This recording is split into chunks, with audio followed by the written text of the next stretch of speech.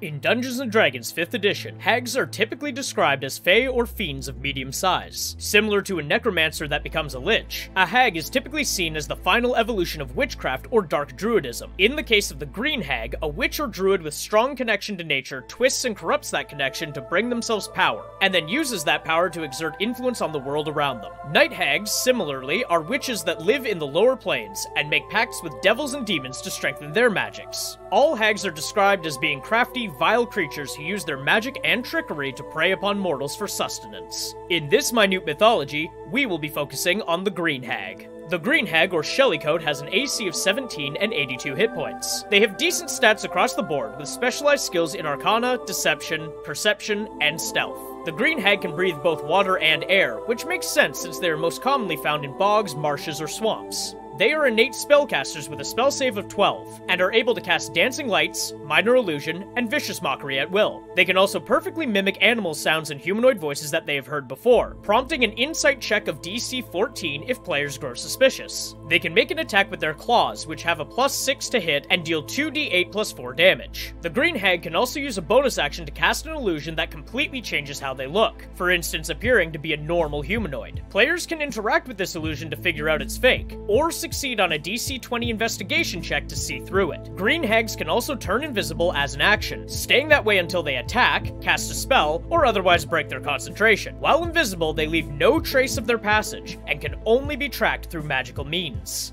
The green hag is yet another example of a non-combat combat creature. What I mean by this is that the hag does its best damage in combat when it's avoiding combat. I like to run hags as a sort of horror encounter. Players would be situated in a dark marsh where the hag makes her home. I would start out by having her cast dancing lights from afar and then turning invisible. I would have the dancing lights flicker in and out of view, luring players towards natural hazards such as pits or deep water, or towards traps that were previously set up by the hag. I would have the hag stalk the party from afar and underwater, so as to lower the chance of it being detected even by magic. I would then have the hag continue to mess around with the party by having it mimic animal sounds of some powerful predator, followed by the sounds of someone in distress, possibly a child. Using Minor Illusion, you could create animal tracks and other fake pieces of evidence to throw off your players. Hopefully, this puts the party on edge, while also making them think that they should be on the lookout for some hulking, monstrous creature. Once a member of the party has separated themselves from the rest, or fallen into a trap, the hag should strike, targeting squishier players at first, and then vanishing back underwater, turning invisible to reposition. The hag should continue this hit-and-run strategy until either she or the party are defeated. In addition to this, a hag can make a great roleplay scenario, disguising herself as a traveler or a wise woman, and giving players misinformation that leads them into the lair of some other dangerous creature, perhaps an oni that she has hired for protection. In folklore, hags are typically described as wizened old women who have connection to magic, or as some kind of fae being that has taken the form of an old woman.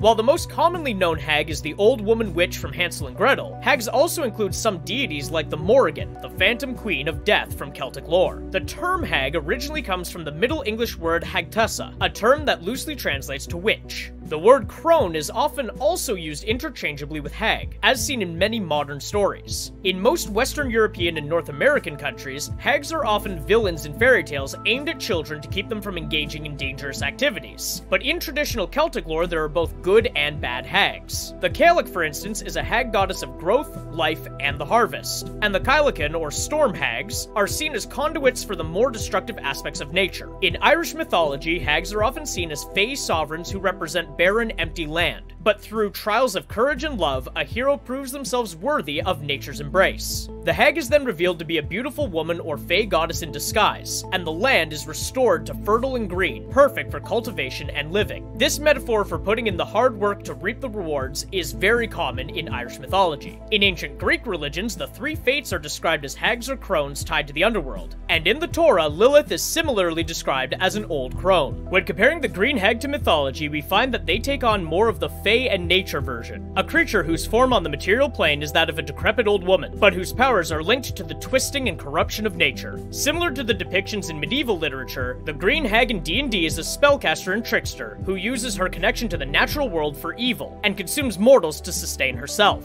The darker and more fiendish versions of hags in literature seem to be ignored in the green hag, but perhaps this is because there is another creature that would better fit that mold.